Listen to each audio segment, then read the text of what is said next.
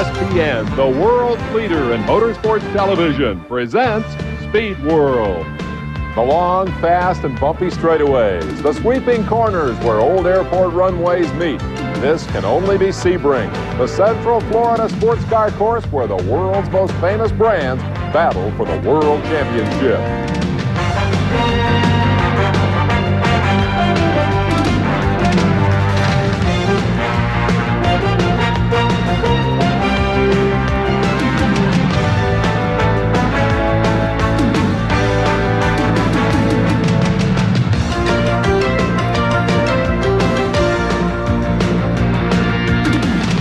Hello everyone, I'm Dave Despain. Welcome to the glory days of world sports car racing, the 18th running of the 12 Hours of Sebring in the year 1969. Now, Porsche came to Florida as a heavy favorite, but Ferrari debuted its classy new 312P to challenge the Germans. Hollywood, well represented by James Garner and Dickie Smothers, and the men who covered the action more than 20 years ago were Les Kiter and Chris Economaki. Sebring, 12 Hours is the name of the game. A dimension of time bursting with the sights and sounds of international road racing. It's been happening for 18 years, and this year it will be no different. What is always different is the sleek racing machines and those who propel them at incredible speeds over this time-worn circuit. Among the entrants, new and old names, some well remembered.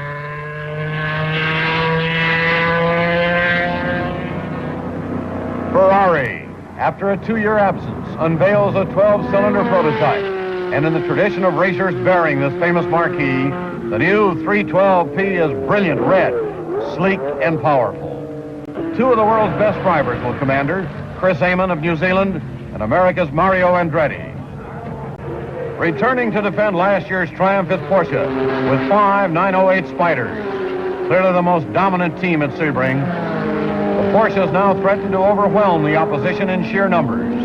An equally important factor is the experience of its team drivers. Joe Siffert, Vic Elford, and Joe Buzetta heading the list, and led by former Porsche driver, now team manager, Rico Steinemann. Two ancient Ford GT40s of J-Wire Engineering take up defense of a World Manufacturers Championship.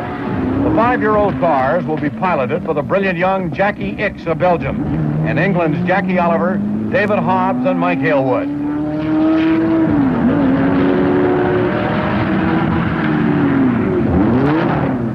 Alfa Romeo fields a trio of roadsters hopeful of regaining lost prestige. Andrea Diatomich and Lucien Bianchi bring experience and talent to the team from Milan.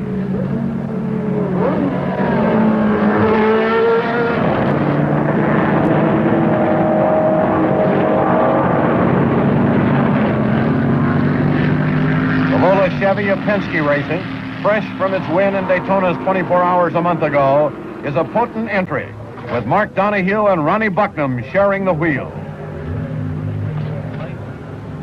Lolas are also entered by film star Jim Garner and Swiss veteran Joe Vanier. Stars are in abundance at Sebring.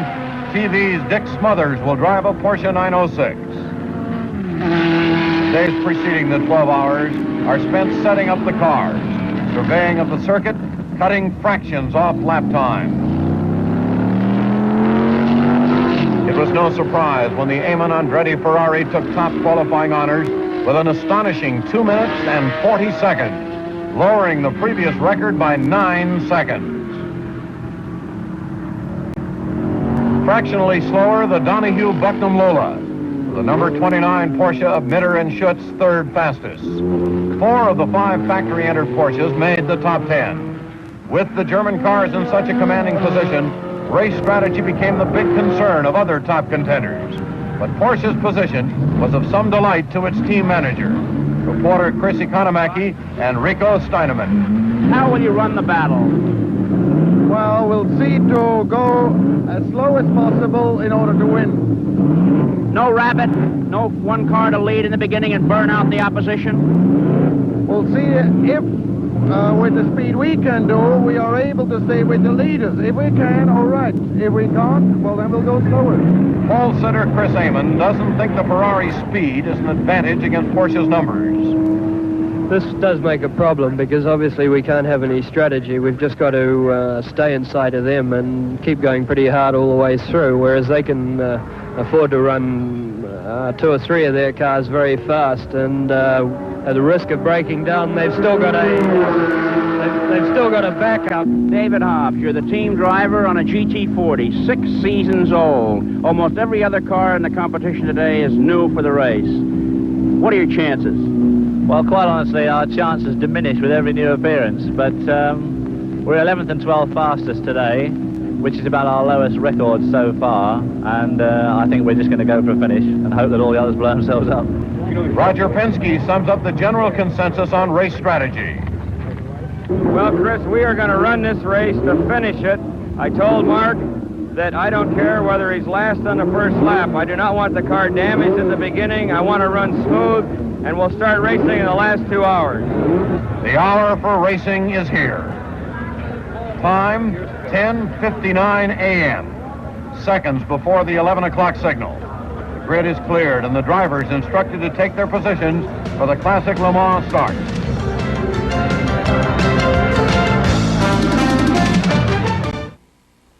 "70 cars and drivers are poised in readiness. This will be the last moment of silence for 12 hours. 3, 2, 1.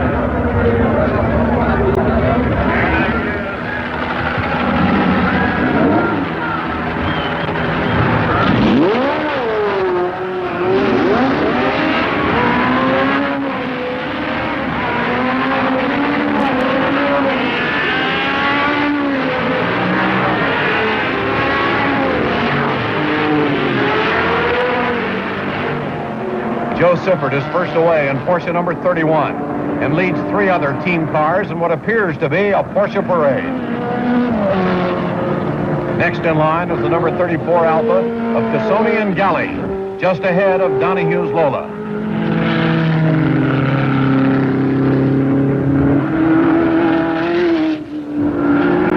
On the airport runway behind the pits, Sifford stretches his lead.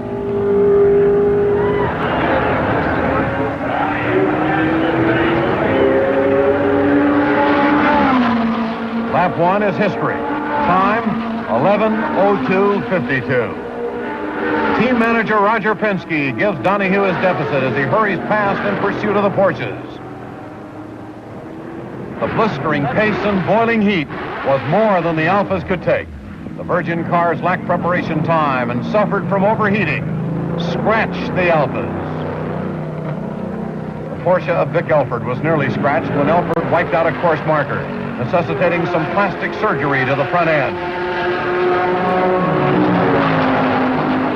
Porsche 31 still leads. Eamon, after a slow start, has moved the Ferrari into second. Another early casualty. Jim Garner's number 10 Lola. Problem? Overheating. Time, 12:20. Routine pit stop for the lead car. Sifford gives way to Brian Redman as the Porsche refreshes itself. Donahue had worked his Lola into second. With the Porsche in the pits, inherits the lead. His margin, 20 seconds over Redman.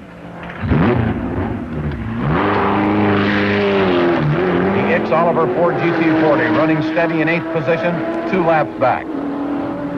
Andretti, now driving the Ferrari, holds 4th ahead of the Mitter-Schutz Porsche. Donahue pits after leading for 4 laps and gives it back to Redman. 12:52. The number 48 Porsche 906 of Michael Ray Hall and Bill Stroh visits the wastes of Sebring. These are the S's, a treacherous, snaking portion of the 5.2-mile course that is brutal on both nerves and suspension systems. The Porsche has lost a wheel, and the seconds seem to drag as it defiantly wanders across the course. 12:55. 2 hours have not yet elapsed. Sebring has taken its measure of casualties. Who's to guess what the next 10 hours will bring?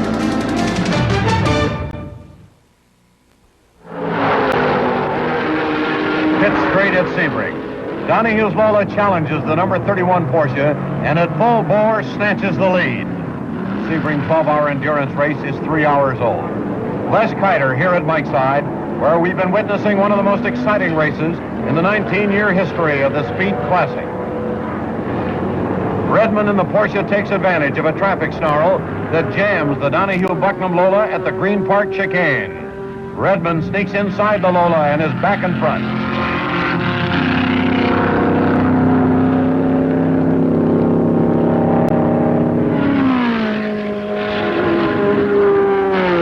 .135. A surprise visit to the pits by the Siffert Redmond lead Porsche. With its front left wheel askew, Redmond makes it in after encountering a heavy rubber cone marking the course limits. The number 9 Lola takes this opportunity to regain the lead. Severe damage to the Porsche suspension will necessitate a long stop and allows the Ferrari to clamp onto second. 1:45 p.m. Donahue rolls the Lola into the pits for its second stop as co-driver Ronnie Bucknam readies for his first stint at the wheel. The earlier stop by Donahue was to only add fuel to the car. Donahue remained in the Lola for a repeat ride.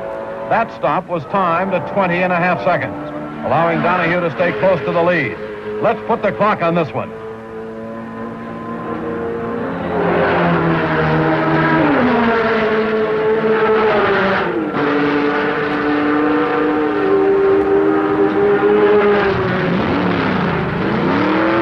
Time 35 seconds. Another phenomenal pit stop. Never too far off the pace, the number 25 Ferrari of Eamon and Andretti captured the lead during the Lola stop. Lap times have been extremely fast for an endurance race. The car is circling well under 3 minutes. Average speed after 85 laps, 110.6 miles an hour, a Sebring record. Chris Economaki is in the pits with an interested observer, Sebring promoter Alec Ullman. Alex, the race is about 4 hours old. Alfa Romeo is out. Ferrari is in the lead. Chevrolet is second. The Porsche is third. Whom do you think is going to come home the winner today? Well, quite frankly, I have always a David Goliath complex in my mind. And in a way, I would like to see Ferrari vindicate themselves. They've had their own sway here for years. But I think this year, it's highly possible that they will win. But the odds are, of course, against them being the only car. And Porsche is very powerful. Welcome, the impresario here at Sebring. The X Oliver GT40 Ford has been running steadily for the first 4 hours and is now 7th. Jim Garner surviving Lola with Ed Leslie and Lothar Motzenbacher driving is 8th. Dickie Smothers shows big league style, keeping the number 45 under 2-liter Porsche in 10th. The Mitterschutz Porsche has moved into 2nd, ahead of the Bucknam Lola. More action in the S's. A Chevy Camaro dusts things up a bit, recovers, but seems to be dragging the exhaust system.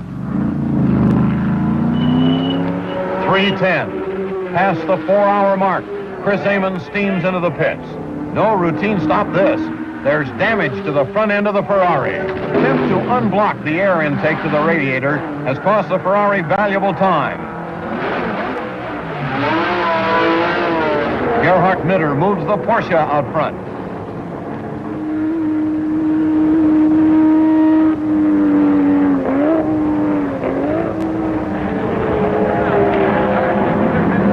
The lead cars are not the only ones having trouble. An MGB and then the Corvette Stingray of Tony DiLorenzo get a snoot full of sand at the hairpin. 3:37 p.m. It looks like more than trouble for the Daytona-winning Lola of Roger Penske. Bucknam dropped a few places in his driving turn, and the car seemed to be handling strangely.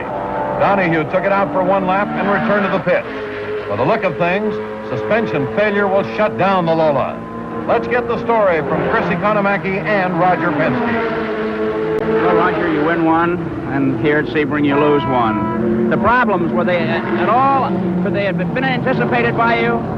No, Chris, I think that everything we've worked on the car seemed to be intact. I think it's one of these areas that there's a fatigue life to everything. And a particular area of the chassis that ripped out had run 24 hours at Daytona. The testing down here at Sebring, which was about 4.5 hours 1 week ago, an hour and a half of practice, and then another 4.5 hours in the race. Really, it's just an area that needs a little more strength, nothing major, but there's a fatigue life involved, and the radius supports pulled out, therefore allowing us, really keeping us out of the race. We'd like to have fixed it, but it would have been unsafe for the drivers. Meantime, the X Oliver GT40 has moved into fifth, mostly by virtue of withdrawals. Shortly after the Lola was packed away, the Kurt Ahrens Hans Hermann Porsche number 28 was retired with a broken left rear suspension.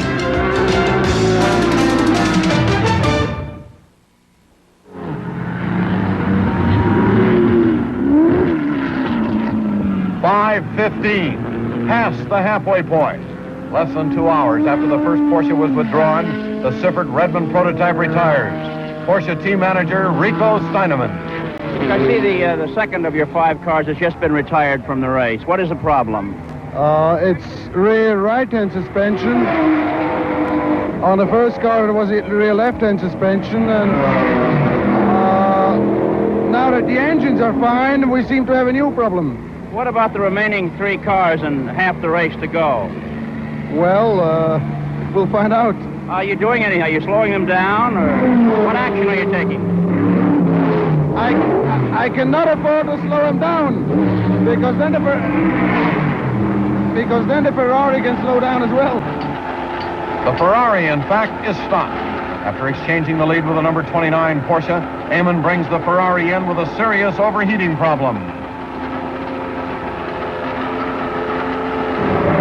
Well, Mario, it seems that a little bit of trouble has developed. Can you tell us about it? A car in front of Chris scattered some of those rubber cones around, and he ran over a couple, and they broke the fiberglass and kind of closed the opening for the radiator, and it started to heat up. So he had to make a couple of stops, get that repaired. Hope it's nothing serious. The lead has changed 11 times. The waning daylight hours bathed Sebring in a ghostly burst of color, accompanied by the unremittent song of the cars.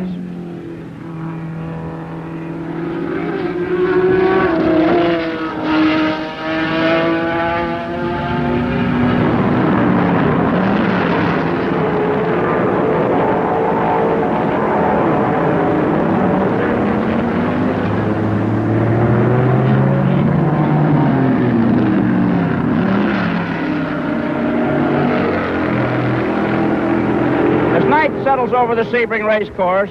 The Porsche of Germany finally gets a 1-lap lead on Ferrari. 1 lap and 3 seconds. A Porsche is in 3rd place. In 4th place, a Ford GT40 with a Lola Chevrolet 5th. In this tremendous endurance race, which at this point in the competition sees 50 cars still on the racetrack.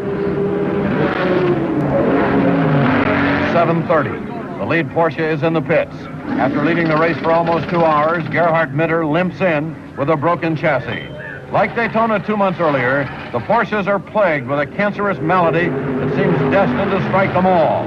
For the 4th time, the Ferrari leads. 2 laps is all that Andretti enjoyed. The car must be running on steam with the instruments off the dial.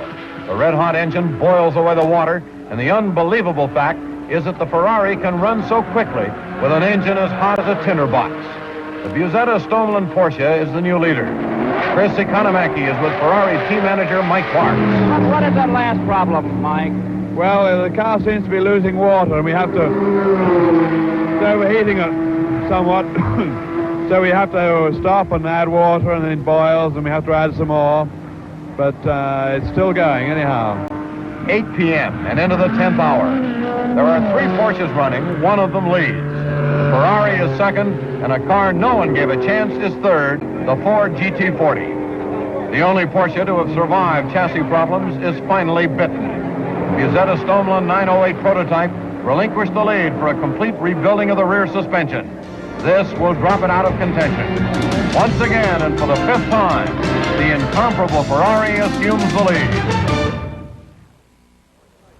As we rejoin the 1969 12 Hours of Sebring, attrition is the story. Problems for the front runners produced a remarkable 5 lead changes in the final 3 hours of the race. And there's a major surprise in the offing. To describe the finish and talk with the winners, here again are Les Kiter and Chris Economaki. Well into the 11th hour, the Ferrari makes another costly visit for water. This time, the mechanics bleed the cooling system in an effort to bring the engine temperature down. An agonizing 10 minutes keeps the Ferrari pit side, but it's enough time for Jackie Ickx to make up 4 laps and take the lead. Chris Economaki finds Jackie Oliver a happy co-driver. Well, Jackie, that ends in strange ways. You know you're in the lead. Yeah? How's the car holding up? Car's fine. It's going very well. The only thing I'm worried about is there's a very slight vibration on the back end. I don't think it's anything serious. I think it's just sort of getting tired, you know? Well, the Ferrari is very fast, and it's back in the competition. Do you suspect that your co-driver has been told to get on with it? No, I think Jackie's told to ease. I don't know how far. How far are we in front of the Ferrari? 1 lap, exactly. 1 lap. Well, I don't know. I think you take it reasonably easy. In the mid-50s, I suppose, 2-minute 50s.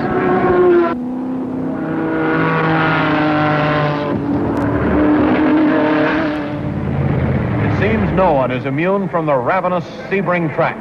Ed Leslie limps in from 3rd place. Let's get the word from owner Jim Gardner. The drama comes late, doesn't it? Yeah. What's the problem, Jim? Well, I think Ed can probably tell you better. It's a left front hub.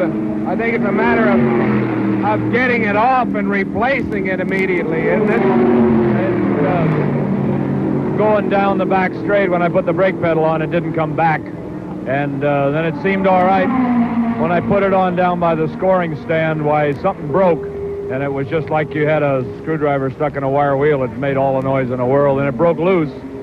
And I came on in, but they can't get the hub off. How costly has it been so far, looking at the scoreboard, Jim? Well, we've already dropped 1 and possibly 2. Looks like we may drop 2 positions. Time has nearly run out. The Ickx Oliver GT40 of J Wire Engineering has defied the clock and the brutal beating they call Sebring. 11 p.m. It's all over. Few words are necessary to applaud the valiant effort of the team from Modena, Italy. 2nd place, however, is not what Ferrari came to race for. A surprise winner in the under 2-liter prototype class is Dick Smothers and Fred Baker. But the real winners at Sebring were a pair of Jacks, Jackie Ickx and Jackie Oliver. Perhaps the real test of Sebring is survival. Well, to the victors go the spoils, and here they are, the 2 Jackies from across the Atlantic. Jack Ickx of Belgium, congratulations.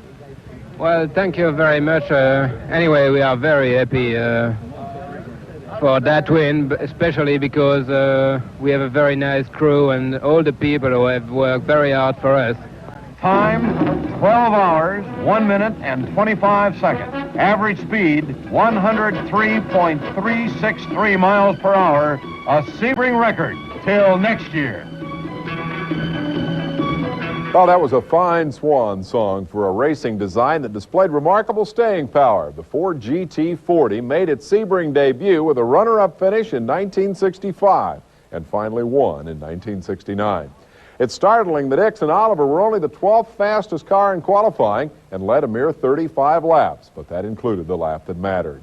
Oh, and our sympathy to ESPN colleague David Hobbs, who broke down and finished 51st. I'm Dave Despain. We'll see you next time with another edition of the Glory Days.